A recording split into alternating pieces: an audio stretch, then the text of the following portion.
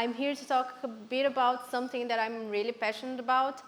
And while I was creating this presentation, it was really hard because I've been so many years, so much effort, and so many people and amazing people that I get to meet because of communities. It was hard to put things in and cut things off because it would, I don't know, take too much time from you guys. So let me go here. I didn't translate this, sorry, it's in Portuguese. I had to do this. I'm Bruna, I'm a Brazilian software engineer, and I like to dance. It's a bit about me, and singing karaoke, so if you want to go in a karaoke night someday, I don't know any here in Dublin yet, so if you know, please invite me, I'll be there. I've been a part and organizing member of the PyLadies in my hometown, Brazil, which is the capital city. And it's been a journey, you guys will know soon enough. I'm one of the founders of BOSS, which is the big open source siblings. And it's basically, I'm going to talk a bit more later, but it's basically a group of people that want to mentor and are helping other people that want to contribute to free software and don't know how to start or have only basic knowledge and want to contribute to open source software, and then we can get it from there. In Brazil, we have a sign language, which is Libras. It's the Brazilian sign language. And it was something really important for me that I've tried learning it.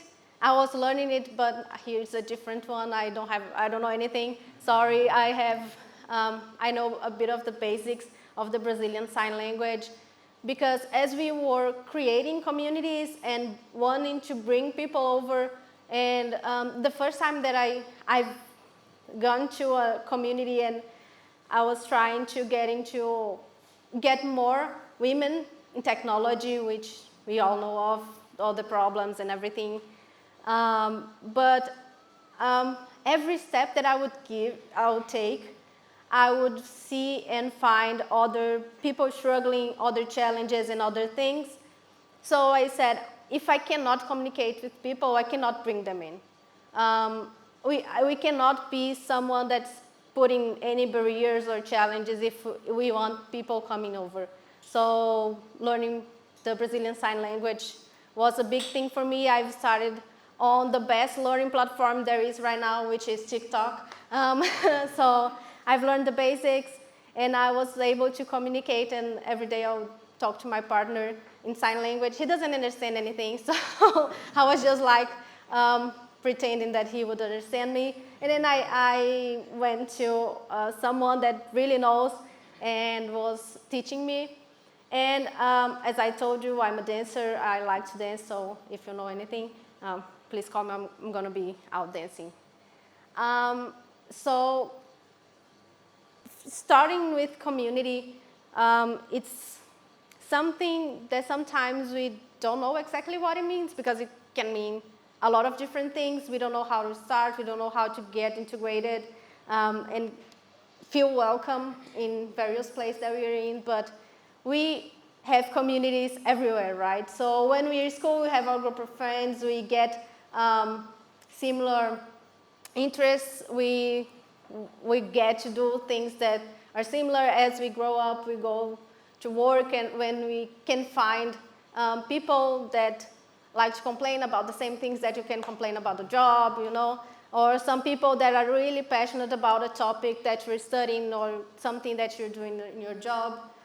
Where you live in, your living space is a community. And I have a teenager at home, and he doesn't like, I don't know, cleaning or doing chores, but every time I tell him this, we are living here, we are a community, and everyone gets to do their part of the job. We know that as a teenager, you're not going to be having the same responsibilities as I am, but it's fine. We can do whatever it is in our capabilities. And also hobbies, I've learned how to crochet last year. I learned crocheting because I've moved from Brazil and I have 2 cats, and I forgot their favorite toy in Brazil, which is a little mouse, and they didn't play with anything else. And I said, I've bought some mouse and mice here, but they didn't play with the ones that I've bought them here. So I said, I've got to do something. They are really stressed about all the moving and everything. So I've said, okay, I might learn how to crochet. And then I found an online community about crocheting where we can share all of the patterns we are creating, all of the things we are doing. And it's really empowering, the feeling of belonging, of someone that understands you and understands your passions and what you do with your life, right? So the first time that I've been into something like this, it was when I was an exchange student. I was in Chicago. I could speak the language, but not very well. I didn't feel very integrated. I had a lot of Brazilian friends who had the exact same problems as I did, the exact same experiences as I did, but we always felt like we were not in our place, right? And I was there, and someday someone in my class said, okay, we have a meeting from PyLadies, want to go there and see what's going on? And I said, okay, maybe that's the thing that I should go and see other people and meet new people with new interests. What we did there, basically, I've been into some trainings. I was there, and I said, okay, I'm going to stay here. I was really shy about it. I said, okay, I'm going to be here and watch a couple of things and learn something. And if I get anything from it, that's fine. If I don't, that's okay. I didn't have a lot of expectations there. But after a couple of trainings, they were running a workshop about, I don't know, something that I know at the time. And they said, oh, we need some people to help teachings, because we have some speaker here, but we need people to mentor other people and go there and help them with these such problems that we might find. We need more people to be there. And I said, okay, I can try. And it was something, I wasn't really involved with PyLadies at the time, but that's something I've planted a seed. I have a seed here, and everything else new there. Please. Okay, so I went back to Brazil. Oh my God, this feels like I'm talking about my whole life here, but basically it is, right? Community, that's the thing. So I went back to Brazil. I was back in my university, going through all of these classes, and we had a group of people, a group of friends that were interested in developing games, right? And they were really passionate about it. We had some game classes. We didn't have any classes at the time about gaming in our university, but basically we found online classes. We went to other people. We learned a lot about it. We've been into game jams. We've been into hackathons. I've slept in the car. I've slept in the floor in the hackathons, and I said, okay, good that I'm doing this now as I'm young, and my back's not hurting yet, but soon enough I won't be able to do this. Actually, I only realized this when my back started hurting. I didn't realize it at the time. So we had this, I think it was mostly 5 of us, and we were creating this game, which is, it's a really fun game that we've made. Is a pillow fight, and basically you have to fight with other people and put them to sleep. And it was a big thing for us, because it was, we've had other games in the past, but I think this was the most fun that we've had in a game. And it was cool because it was in a hackathon, and we were selected among with 2 other or 3 other games, and we get to present it in the Rock in Rio in Brazil. They have, I don't know, I stand there where they have all these games and everything with a lot of sponsors, and we were there just some 5 people. I mean, I was not there because we could only afford 1 person to go there, but we were in the game group. We didn't have any, it wasn't an organization, we were not a company, we were not anything, but we really liked doing this, and it was another step, and this seed was kind of growing about communities and what we can achieve with it. Here we would go to a lot of markets, and I mean, the kids loved the game. We've got a lot of people playing, some of the influencers of the city about gaming and nerdy stuff. They had the chance to play it, and they marketed a little bit. Then we had to stop, you know, you grow up, that's okay. You grow up and then you have bills to pay, and you cannot be making fun games for life. I mean, I guess we can now, but yeah, but yeah, we have some things, and we stop building the game. This is from another hackathon that I've been in, but I mean, the kids playing is the picture that I think it's the most fun of it. And then I was finishing my major, and I think if I've finished, I think by this time I've almost graduating if I'm not graduated at this point.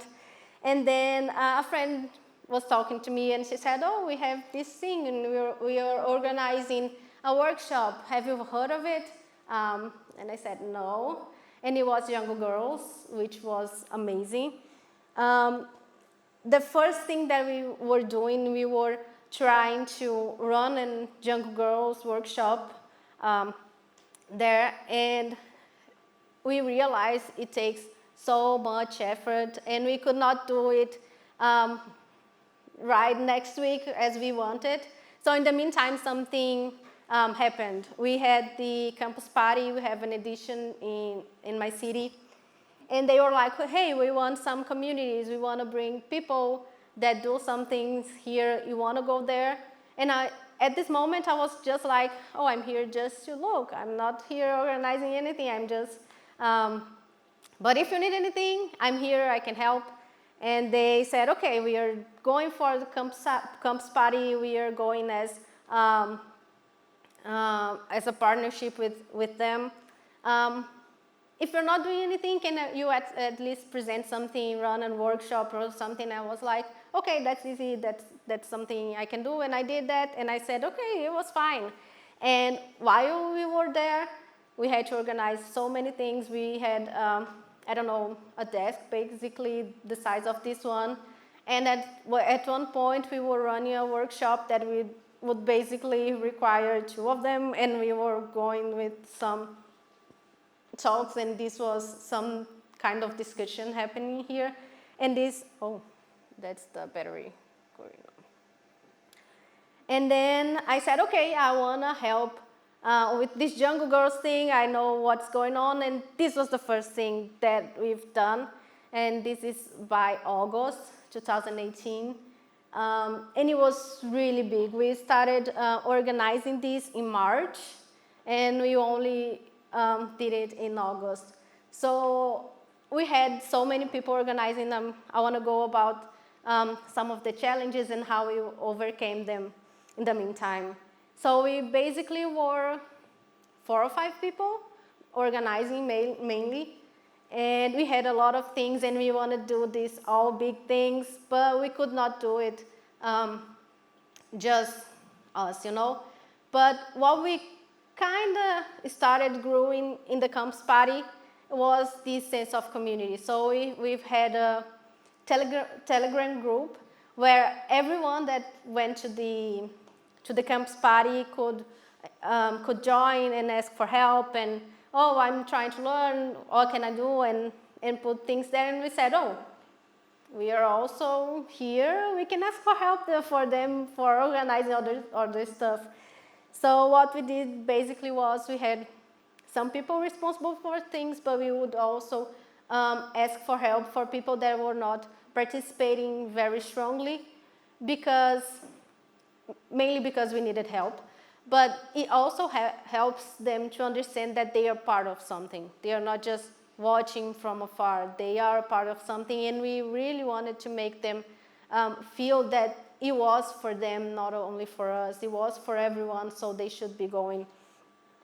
At some time we were there, I think when this happened, I was teaching, I was a professor at the university, and in one of my classes, I had one girl taking the class. She was watching, and she came to me and said, I have a child. He's 6 months old. I don't have anyone to take care of him at home. Can I bring him to the class? And I said, sure, why not? That's something, it's your education. I don't want anything to prevent you from getting that. And while in one of the tests that we had in the class, she was like sitting in her desk and trying to write something, and the kid was kind of uneasy, and he was sitting on her lap, and she was trying to write things and code things in the computer, and I said, can I hold him for you? And she said, okay, I think he would be fine with it. And I would go in the class and taking all this child and going with this, and it's something that really moved me, because a lot of women, a lot of people have to give up on a couple of things or a lot of things because of children. And it's not something that we want for our communities. This is something we want to embrace.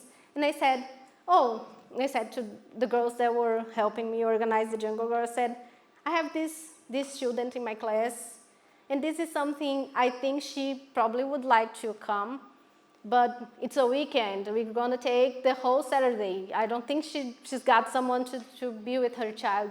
Can we have a space for children here? We can, I don't know, have some activities offline and online. And before I teach, I have 5 siblings. I'm the oldest one. So the youngest one was born when I was 16 years old, so a lot of diapers changed. But with all of that, I've also had to teach them a lot of things, right? And when I was in college and I was learning all of this coding and computer stuff, they were like always curious about it. So I've taught them a lot of things about computer, and then a couple of years later, I've also taught a class for children in a children's school.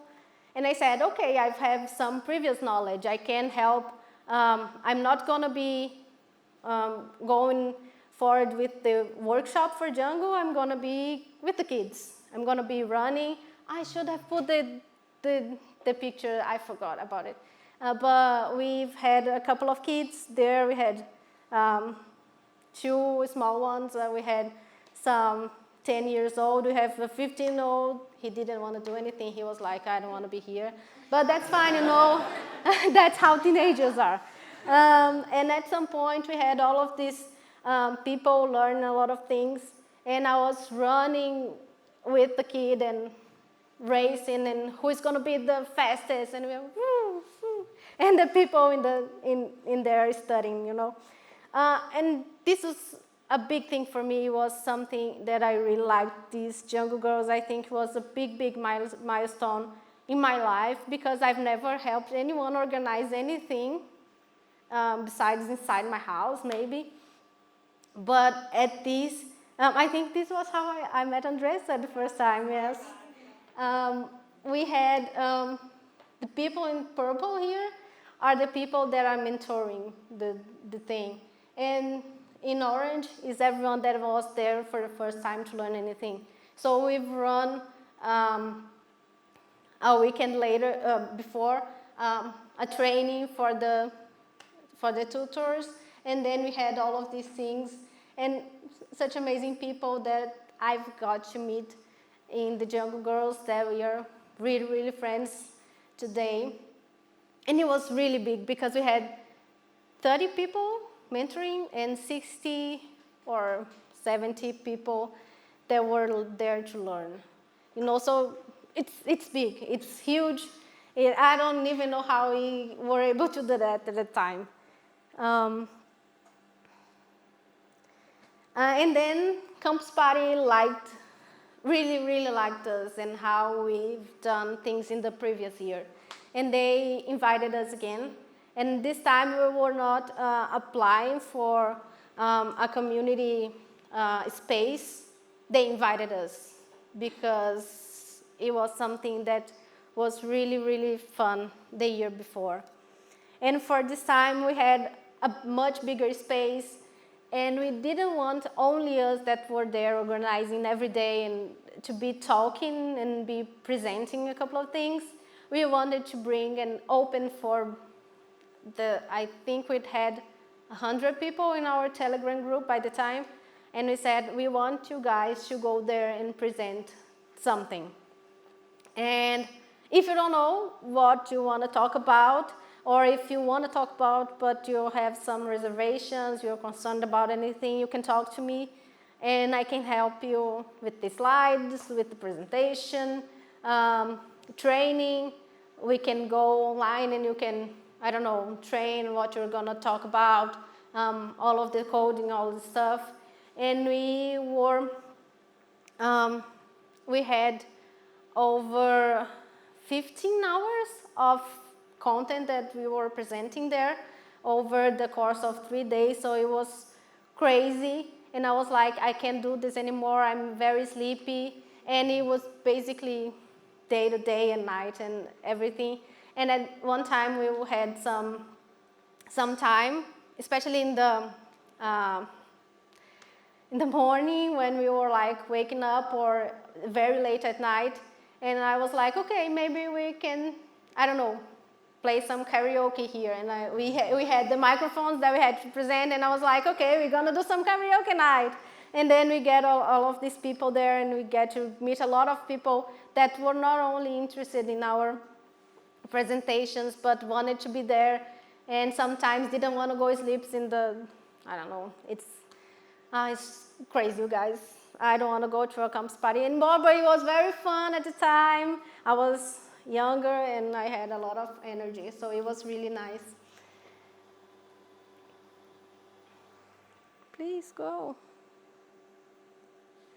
Okay, so we've done the Jungle Girls the second time, and I'm very sad because it was the last time before the pandemic hit and everyone was stuck in their houses, and oh my God, but this time we wanted to make more because at the first time we had some challenges that we overcame here, so I'm going to talk about them only here because now it's a success, before it was a failure.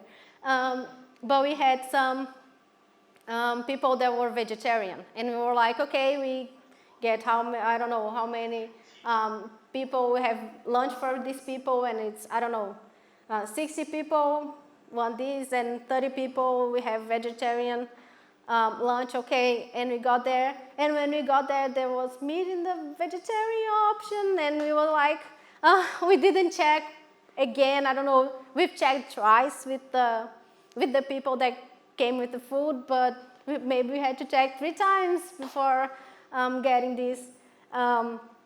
We had, this was in another space. The first one was in the university because I was a teacher there, I could get the space for us, but at this time we had a government thing in my city, and they were like really happy with what we were doing at the time, and they gave up the space. We had to do a couple of things for them, like trainings and everything, but it was something that we were really interested in doing. So it was basically, they gave us the space for the Jungle Girls training, and we had a lot of other trainings as well in their space, so it was really fine.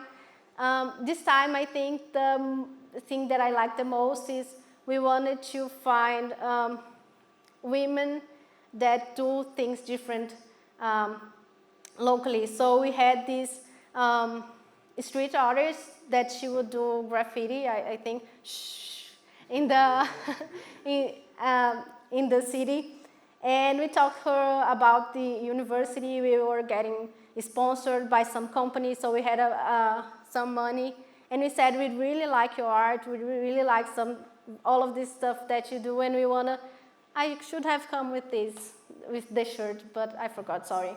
And she created the art for our t-shirt, and it was something we were like, we were gonna pay her for it, but when she learned about the whole thing, she was like, no, you don't need to pay me, I really like the things that you guys are doing here, so you can have my art, we can print it there.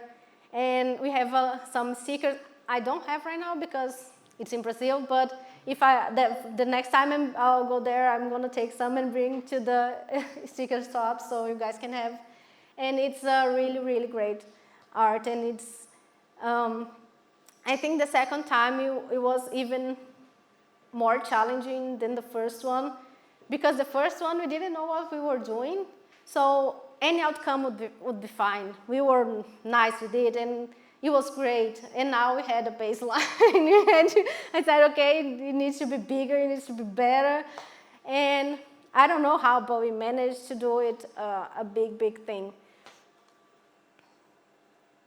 And this was before and after the Jungle Girls training itself. We had some smaller time where we could have the time to present a couple of things. So we brought a lady that she was DJing, I don't know, doing some things like this. We had some people that write poetry and write really amazing things to present things there. And we wanted to show women that were doing amazing jobs, not only in tech. We wanted to show them doing everywhere and all they were doing. So we had this time here. It was really, really fun. We were laughing, not only for the picture, someone was doing something, so we are really, really laughing, you know. And also in 2019, the town hall, the city mayor, I don't know, they were organizing some things, and they invited it was March, so everything women related, you know, but we were one of the groups that were invited to be given the award for the things that we were doing for the city. So it was really great, and I was there, and I have an all-star converse with this glitter and sparks, and everyone was like in high heels and all business related, and I was there. I was like, I think I'm not very well dressed, but for it, nobody told me there was a dress code, but it was really fun, it was really fine, and I was like there, hey, we are PyLadies, we do this kinds of stuff, and we want to do so much more. So yeah, basically this was one of the awards that we've got there. I said one of them just like it was many, no, it was the only one, but yeah, it was this one. And the last thing that we did before the pandemic hit, and we had to close it down, it was something for I think the Embassy of the United States in Brazil were organizing something there, and they wanted to do a workshop, not only one workshop, they wanted a lot of workshops, and they invited us to give us some space to teach the girls that they selected about something. And at the time we had a presentation, a tutorial that we were creating. It was a Flappy Bird tutorial. So it was really fun because it was something, these girls were in high school, so they didn't have any knowledge about computing and programming or anything. So it was basically like how you install an editor. You know, how you open and save files with this proper extension. So it was really, really from the basics. And it was really fun. We've got a lot of things.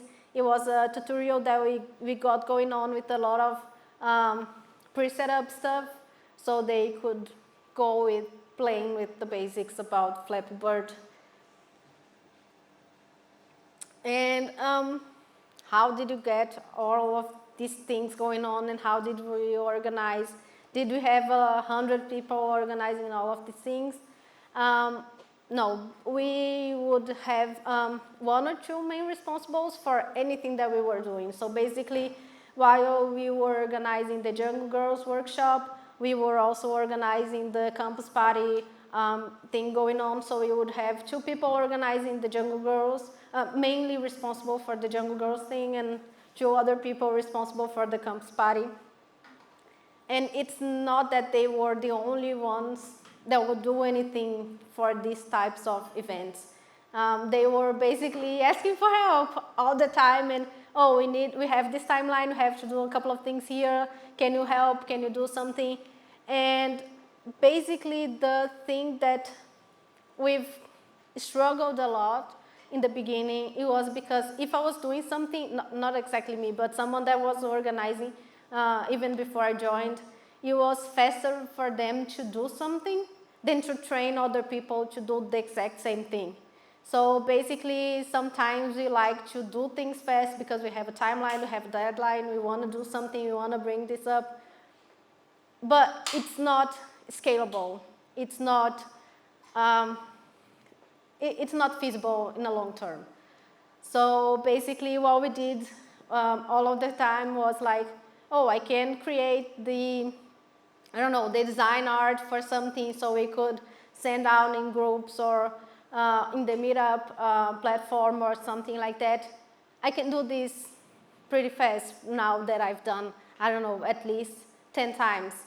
But it's gonna take me a couple more time, a little bit of work to help someone else to do this. But I'm not gonna do it by myself because I'm not gonna be doing this my whole life. I'm not gonna be okay every day. I'm not gonna be able or available to do something all of the time. I need other people to come in when I'm not feeling well, when I'm sick, or when I just don't want to do this anymore, But even though I don't want to do this anymore, I don't want this to die. I want this to continue. I want this to thrive.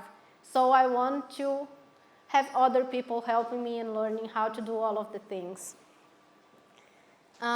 We now have a group with over 200 people right now. It's not that 200 people are organizing anything. It's like mainly the 4 or 5 people just like we have here doing all of this stuff, but always calling people out and say, hey, can you help me?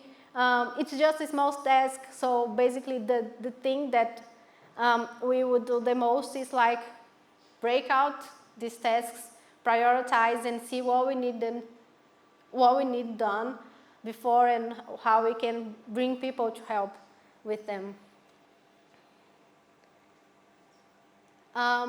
I said I was going to talk about BOSS also. It's a free software mentorship. We are mainly focused on open source contribution and having other newcomers contributing to open source. And it's a big, big thing because we have all of these steps, and a lot of organizations and a lot of software are not very welcoming to newcomers. It's always such a high bar. You have to, escalate somehow and go over things and then jump and then run and do all of these kinds of stuff. And people don't know how to do this. So basically, it's about how can we make them feel better at doing these things, how we go for them belonging, and we had this documentation. So basically what we do is we get a local community that we have there that's not dying, that they respond to people, they reply, and they answer questions, and they are not going to be assuming that everyone knows how to do everything. So we have classes, and we do mainly 2 things, which is bringing newcomers and also teach people how to mentor and how to be someone building the steps for the people to climb on. So we came together basically when GNOME had this I don't know, they were calling out for papers or for initiatives or for people that were working to bring in more people into doing the exact same thing that we were doing. So this was the final product that we sent out to them. It was a manual how-to book on how to create and help and leverage people on contributing to open source communities. And these were the people that were there the first time. I really love them. And this is us presenting in the final presentation for GNOME. And we won. So, it's another prize, but it's not exactly for PyLadies. But a lot of people were in both groups at the same time. It was a challenge. It was a global challenge, basically. We had people from over 40 countries. And we had almost 200 projects that were in this competition, in this challenge. And we won, and I could not believe, because we were not a group that were going and doing things in English to get more people. We were doing in our local, because we wanted to help this community that we were on. So basically, and this is us. We didn't meet up face-to-face because of the pandemic, so we were doing everything online, and this was the first meetup that we had after that. And also a study group. We had this study group that we were basically, I bought the Fluent Python book from the author is Luciano. It's an amazing book. And I was like, I want to study this. I'm not going to do it by myself. I know myself, I'm going to be, I don't know, scrolling on an app or something like that. I need other people doing the same thing, so I'll be doing this. And I invited a couple of friends. Andressa was there too, and we were like, okay, every week we're going to read a chapter or a chunk of chapter, I don't know. It depends on how big it is and what we were doing. And sometimes we were just lazy, we were very tired from work, we couldn't do anything, so we were just there. But we were there. At the end we were, I don't know, 3 or 4 of us, and it was like, oh, I don't want to do this today, but we are here. Can we just talk about our jobs and complain about stuff? Can we just go over something? I have this challenge at work, I don't know how to do this, how can we do this? And it was basically friendship and encouragement a lot of the time. And we were there in the Python Brazil, which is the PyCon we had in Brazil, had the call for papers open, for call for talks, sorry. And we were like, I think you should be talking about this stuff that we were doing at your job. You told me, I'm not so sure. And we were like, okay, the 3 of us are going to do something, okay? We are going to talk about here among us while we are talking. So we would go over the presentation. We were there to remind each other to present. And then we had all of the 3 of us were there in the Python Brazil presenting our jobs. I was at home. It was an online thing also. I was watching Andressa present her talk there. And then she was here last year, and she took a picture with Luciano. And she thought, oh, I'm here, but I had this study group back in Brazil. And she referred me to come here later, and then here I am. So it's not only building the community and bring things over, it's building bridges and having friendship. I think it's like a cliche movie, power of friendship, woohoo, but basically it's what it is. That's the thing. So some of the tips, sometimes we think we are not able or capable on doing anything to help the communities that we are in, but that's completely not true. There's always someone struggling to do something, so that's here to get involved and feel like you belong, or I'm here for not a year yet, about 10 months now. So belonging and feeling the support of the community is something really, really important. And that's it. Thank you. I have these, you can send questions over my email, talk to me on Telegram. I usually put all my presentation on speaker deck. I don't have this one yet, but it's going to be there.